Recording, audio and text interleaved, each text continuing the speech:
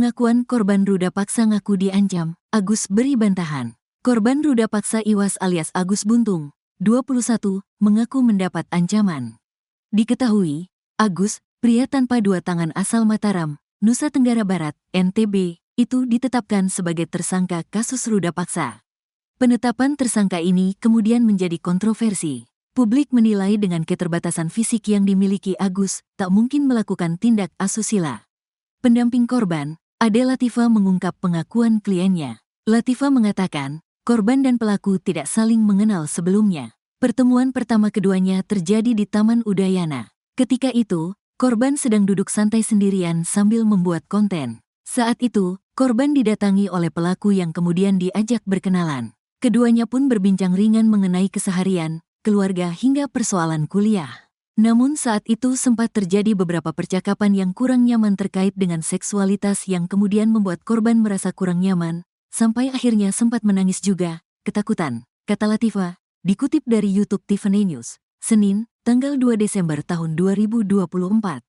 Terjadi manipulasi dan juga ancaman yang dirasakan oleh korban, di mana pelaku mengancam jika korban tidak menuruti permintaan dari pelaku maka pelaku akan melaporkan atau membeberkan masalah-masalah yang sudah mereka saring selama obrolan itu terhadap orang tua korban, sambungnya. Korban yang ketakutan terpaksa menuruti permintaan tersangka. Setelah ancaman itu, tersangka mengajak korban ke sebuah homestay. Disinilah, kata Latifa, pelecehan seksual fisik oleh tersangka terhadap korban terjadi. Kala itu, ujar Latifa, korban sempat memberikan perlawanan. Namun, tersangka kembali memberi ancaman. Kali ini, tersangka mengancam akan membuat hidup korban hancur. Tersangka juga mengatakan, jika korban berteriak, maka mereka akan dinikahkan. Sementara itu, Agus tegas membantah keterangan itu. Ia bahkan berani bersumpah tidak melakukan tindakan asusila seperti yang dituduhkan. Tidak ada, saya berani sumpah tidak ada ancaman, ujar Agus membantah keterangan Latifa. Menurut Agus, jika kejadian itu benar adanya, seharusnya korban melawan. Dengan kondisinya yang merupakan penyandang tunadaksa, bukan hal sulit bagi korban untuk melakukan perlawanan. Ancaman seperti apa? Kan dia bisa lawan, dia bisa semuanya, dia normal, sedangkan saya kayak gini, tandasnya. Alasan polisi tetapkan pemuda disabilitas jadi tersangka ruda paksa dua wanita, sebut beraksi pakai kaki. Penjelasan Direktorat Kriminal Umum, Ditkrimum, Polda Nusa Tenggara Barat, NTB, tetapkan tersangka pria disabilitas berinisial IWAS alias Agus karena diduga meruda paksa seorang mahasiswi di salah satu homestay. Agus ditetapkan sebagai tersangka oleh Polda NTB setelah dilaporkan oleh korban, mahasiswi di sebuah sekolah tinggi negeri di Mataram, pada Kamis, tanggal 28 November tahun 2024. Dirkrimum Polda NTB Kombes Pol Syarif Hidayat mengatakan, penetapan Agus sebagai tersangka setelah melalui serangkaian pemeriksaan yang dilakukan oleh polisi. Polisi sudah memeriksa 5 orang saksi dan 2 orang saksi ahli. Berdasarkan hasil visum juga ditemukan 2 luka lecet di kelamin korban akibat benda tumpul. Ini bisa disebabkan oleh alat kelamin atau yang lainnya. Namun tidak ditemukan adanya luka robek lama atau baru di selaput darah, kata Syarif dalam keterangan tertulis yang diterima tribunlombok.com, Minggu, tanggal 1 Desember tahun 2024. Syarif juga mengatakan berdasarkan hasil pemeriksaan psikologi terhadap tersangka, penyebab Agus nekat meruda paksa perempuan tersebut akibat pengaruh judi dan minuman keras, selain itu akibat bullying yang diterimanya sejak masih kecil. Kondisi tersebut meningkat pada tindakan menyetubuhi, jelas Agus. Mantan Wakapolres Mataram itu juga mengatakan, kondisi tersangka yang disabilitas tanpa 2 tangan tersebut dimanfaatkan untuk menyetubuhi korban. Agus juga memilih korban dengan kondisi yang lemah secara emosi. Tersangka memanfaatkan kerentanan yang berulang, sehingga timbul opini tidak mungkin disabilitas melakukan kekerasan seksual, kata Syarif. Meskipun Agus tidak memiliki 2 tangan, namun saat menjalankan aksi bejatnya dia menggunakan kakinya, seperti halnya melakukan aktivitas sehari-hari. Meski begitu, polisi tidak melakukan penahanan terhadap Agus. Alasannya selama dia kooperatif dalam memberikan keterangan tidak dilakukan penahanan.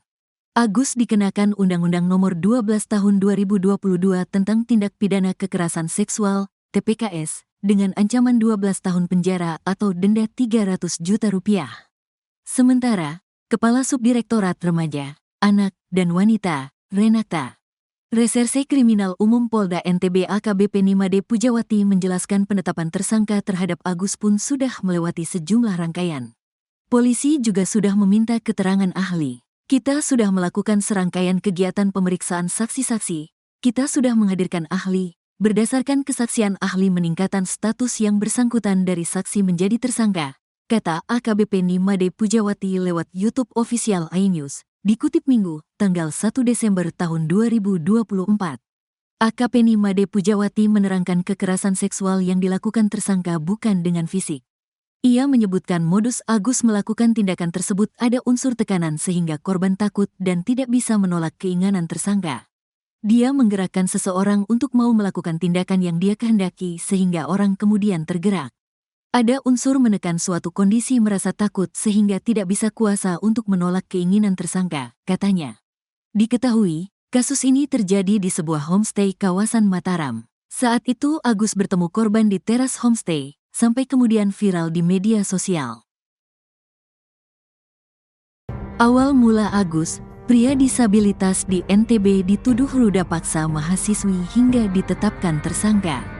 Awal mula pria disabilitas yang tidak mempunyai tangan berinisial IWAS alias Agus, 21, dituduh ruda paksa seorang mahasiswi di Mataram, Nusa Tenggara Barat hingga ditetapkan tersangka.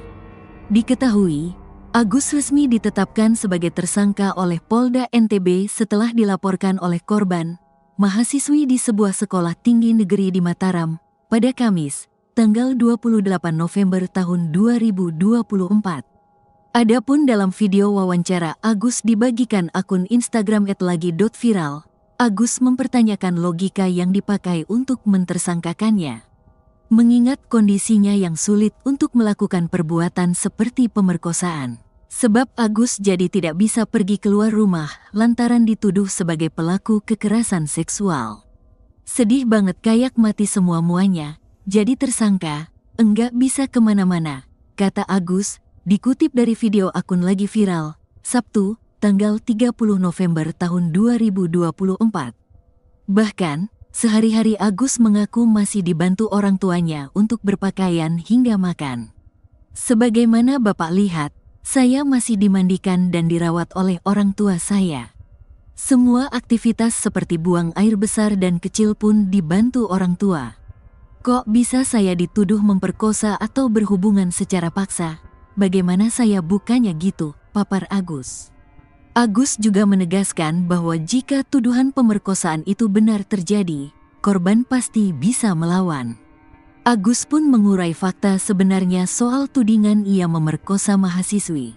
Awalnya di awal Oktober tahun 2024 lalu, Agus bertemu dengan seorang mahasiswi di kampusnya.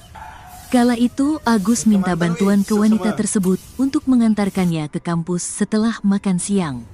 Setelah saya membeli makan dan minuman, saya duduk sebentar, saya ingin kembali ke kampus. Kendala saya capek jalan tidak kuat, saya berpikir untuk minta bantuan kepada orang di sekitar sana, imbuh Agus. Langsung minta bantuan ke seorang mahasiswi yang tidak ia kenal, Agus percaya saja saat diajak naik motor. Tak disangka kepercayaan Agus itu justru membawanya ke jurang masalah. Agus mengaku tiba-tiba dibawa ke sebuah penginapan oleh mahasiswi tersebut. Berjalan ke Islamic Center, tapi mengejutkan kok muter 3 kali di Islamic Center. Tapi saya santai enggak berpikiran aneh-aneh karena bersyukur dia mau bantu. Udah muter 3 kali, balik lagi ke jalan yang sama. Saya ingin bertanya mau kemana ini tapi enggak enak. Saya diam aja. Terus muter, kok tiba-tiba sampailah di homestay nggak jauh dari Udayana, ucap Agus.